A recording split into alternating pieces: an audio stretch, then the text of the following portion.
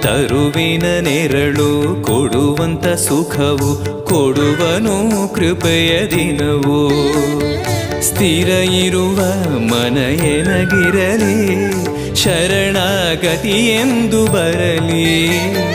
ಭಗವಂತನ ಪ್ರಿಯ ಮಗನಿವನ, ಸಾರಿ ಬದುಕು ಇರಲಿ.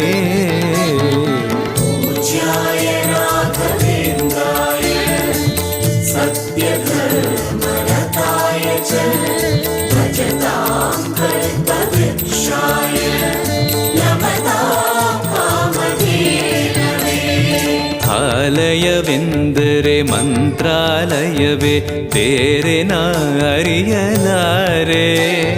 ರಾಜನು ಎಂದರೆ ಶ್ರೀ ಗುರು ರಾಜನೇ, ಮತ್ತು ನಾ ತಿಳಿಯಲಾರೆ. ಆಲಯವೆಂದರೆ ಮಂತ್ರಾಲಯವೇ, ಬೇರೆ ನಾ ಅರಿಯಲಾರೆ.